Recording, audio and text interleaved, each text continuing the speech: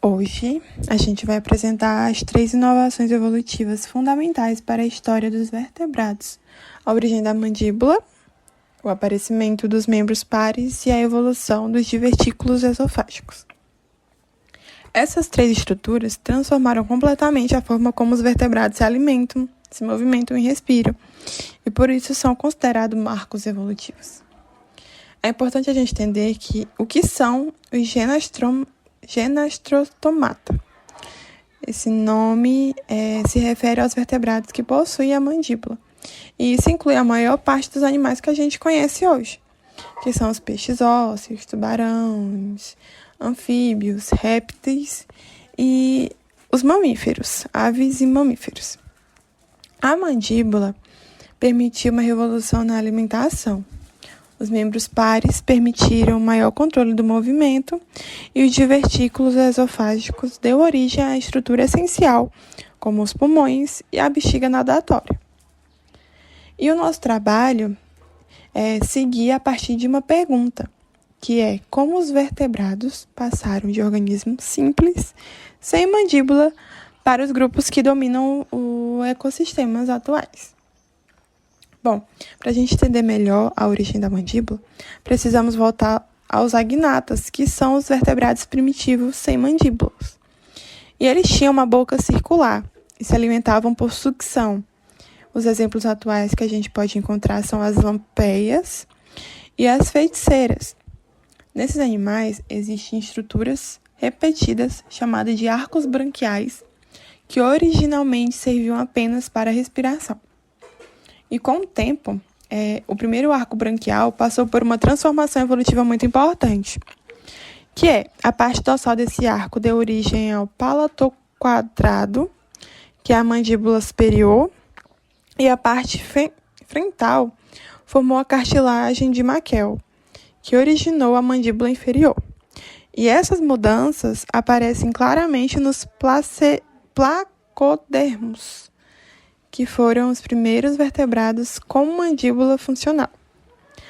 A mandíbula, ela trouxe várias vantagens evolutivas. Ela permitiu a captura de presas maiores, triturar os alimentos, explorar novos nichos ecológicos e aumentou a eficiência alimentar. E por isso, após o surgimento da mandíbula, os vertebrados passaram por uma grande diversificação. Aqui no slide podemos mostrar as imagens da sequência evolutiva, que são os agnatas, os placodermos e os genastrostomatas. Daí a gente vem para as nadadeiras, que se dividem em ímpares e nadadeiras pares. As nadadeiras ímpares temos a dorsal, anal e caudal. Elas são localizadas na linha mediana do corpo, auxiliando principalmente na estabilidade e propulsão. Nadadeiras pares, que são peitorais e pélvicas. Elas são encontradas aos pares nas laterais do corpo, ajudam na direção, equilíbrio e manobras. Funções diferentes. Enquanto as ímpares estabilizam o movimento, as pares aumentam o controle e a mobilidade do animal. Então, a origem das nadadeiras.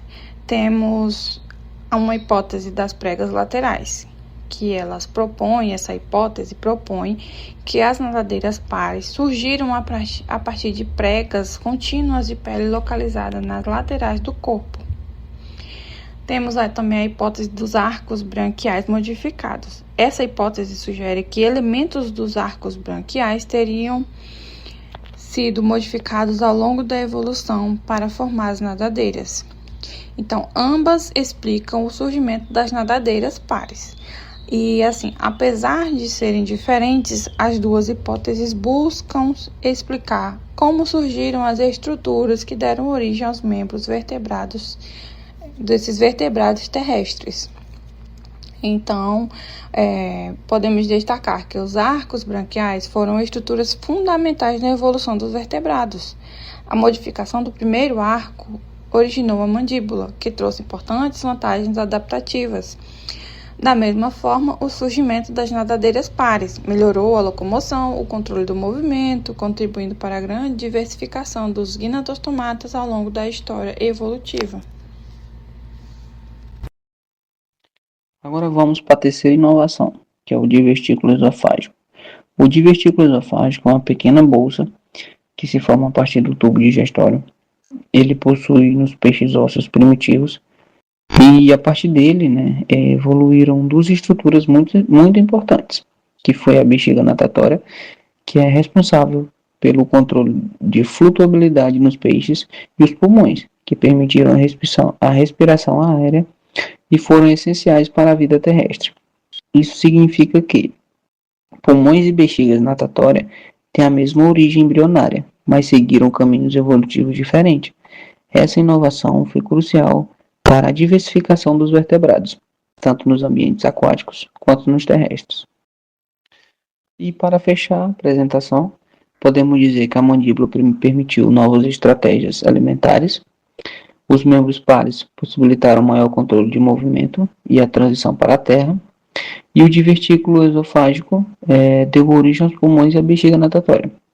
Essas três inovações explicam como os vertebrados passaram de forma simples, sem mandíbulas, para os grupos extremamente diversos que dominam os ecossistemas atuais.